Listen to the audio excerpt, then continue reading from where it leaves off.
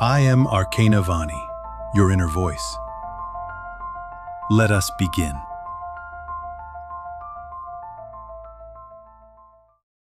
You slept 7 hours, maybe more. You didn't party, you didn't binge anything.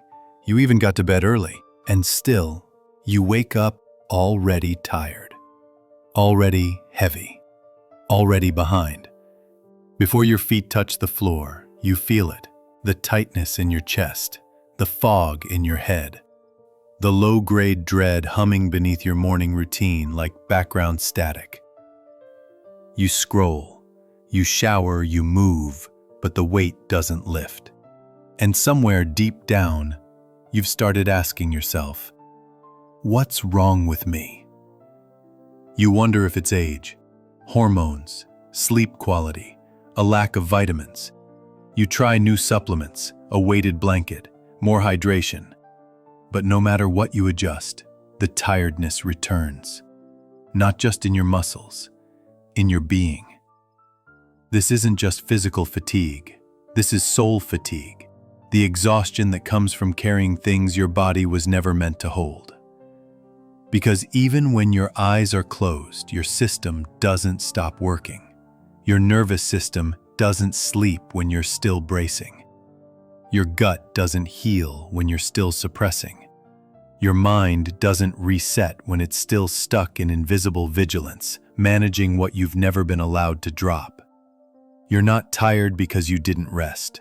You're tired because your body has been pretending to be okay for too long.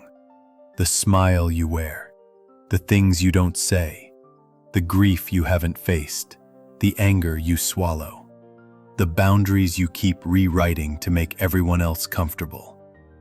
Your body has been absorbing it all, metabolizing your avoidance, your overgiving, your silence. And now it's speaking in the only language it can: weight, fog, fatigue. What if your exhaustion isn't a failure? What if it's intelligence?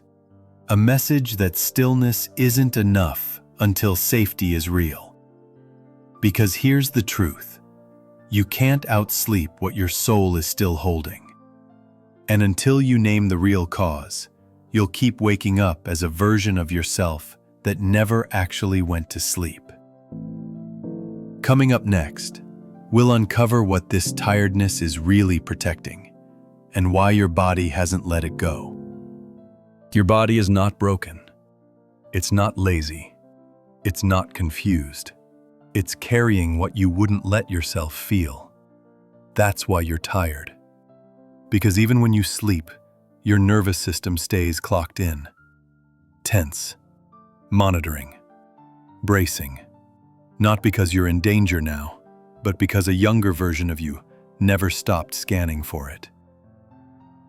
Maybe you learned early that calm meant something was coming, that silence wasn't peace, it was the pause before the blow, that rest was unsafe, that joy was temporary, that softening got you hurt.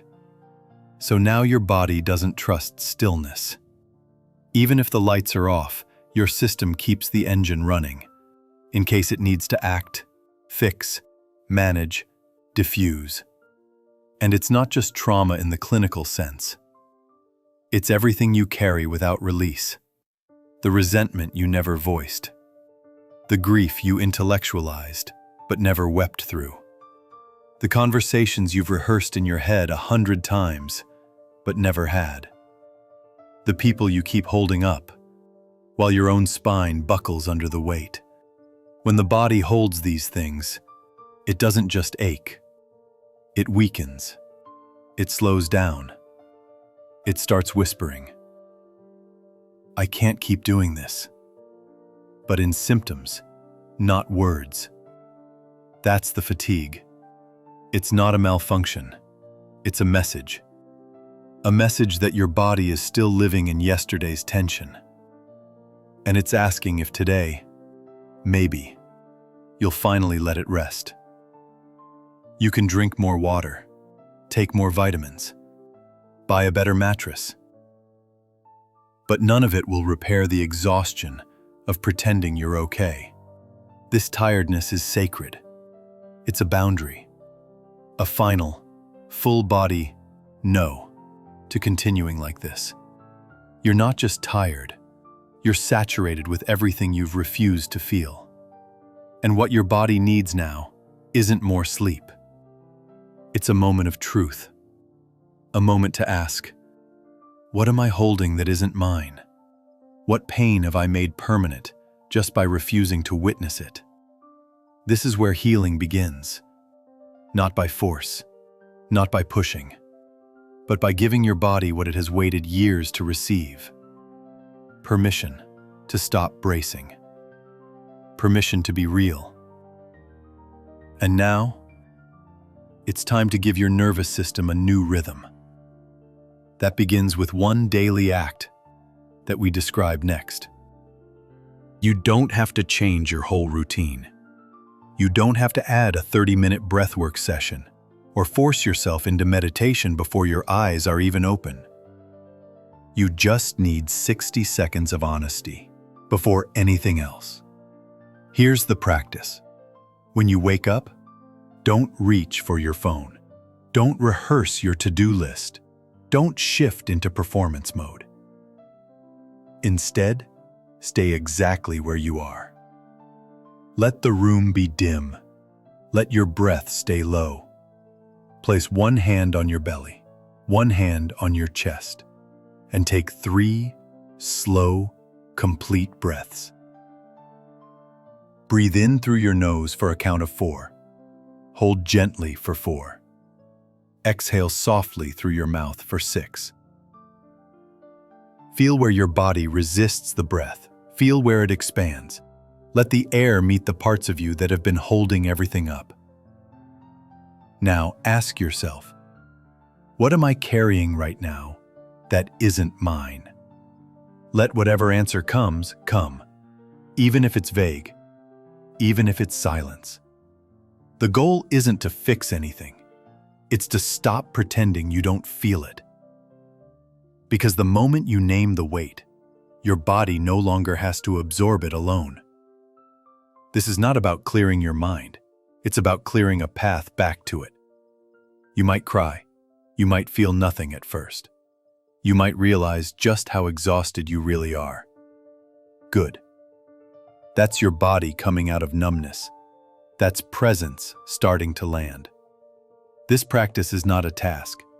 It's a return, a small act of reverence to the system that has carried you through everything and asked for nothing in return. Do this before the world reaches for you, before the performance begins, before you put the mask back on. 3 breaths, 1 question, a pause that interrupts the lie. This is how you begin releasing what rest alone can't repair. This is how you teach your body it's finally safe to stop bracing. And what waits for you in that pause, beneath the breath, is not just relief, but recognition. Because once you're still long enough to feel what's underneath the fatigue, you begin to remember the version of you that never needed to perform in the first place. And that's what we step into next, the quiet return beneath the ritual. The moment presence becomes your power. Eventually, the ritual becomes familiar. The breath softens. The question lands. And something else begins to emerge. Not relief, not energy, just stillness. You're not pushing it. You're not chasing anything. You're just here. Not in the story, not in the scramble, just inside the body, inside the breath, inside the now. At first, it's hard to trust. Stillness hasn't always felt safe. Silence used to mean something was wrong. But now, in this pause, the silence doesn't feel hollow. It feels honest. You begin to notice.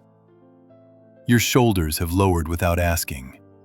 Your stomach isn't clenched. Your breath isn't shallow. You're not reacting.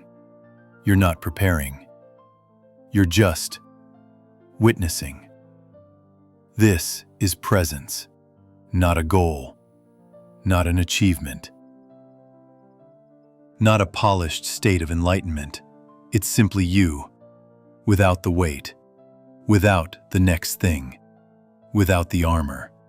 And in this place, the fatigue starts to speak clearly. Not in panic, not in symptoms, just in truth. I'm tired because I've been overfunctioning. I'm tired because I never let myself feel the grief. I'm tired because I've spent years earning rest I could have claimed all along. The clarity doesn't come in words. It arrives in peace. In the moment where the tension fades and you realize nothing is being asked of you right now. That's when the nervous system starts to repair, not when you sleep, but when you stop performing. Not when you shut down, but when you open gently to what's already here. This presence isn't something you achieve. It's what remains when you stop running, and the more often you come here, the more your body learns that rest doesn't have to be earned, that peace isn't a prize, it's your baseline. You're not here to fix your tiredness. You're here to feel what's underneath it, and in doing so, let the body finally exhale. And that's where we go next. The version of you that rises not from sleep, but from no longer needing to survive. There will come a morning where you wake up, and the weight isn't there, not because life got easier, not because you finally slept 8 perfect hours, but because your body finally believes it doesn't have to carry everything alone. You won't notice it all at once, but something will be different. Your breath will land deeper. Your thoughts won't start with panic. You'll sit up, slower. And instead of reaching for your phone, you'll reach for your own attention. Because now, you've built something. A rhythm, a return. Every day before the world touches you, you've learned to touch yourself with presence. To recap, the daily ritual. Each morning before you check your phone or speak or scroll, place one hand on your belly, one on your chest. Breathe in for 4. Hold for 4. Exhale for 6, 3 times. Then ask without judgment, what am I carrying that isn't mine? And listen. This moment interrupts the automatic. It gives your system something it rarely gets: witnessing. Secondly, do the presence practice. Let yourself feel what rises after the breath. Notice the shift from doing to being, from bracing to receiving, from fatigue to felt truth. Not to fix anything, but to remember that peace isn't something you earn. It's something you return to. Presence isn't the reward for being good. It's your origin point.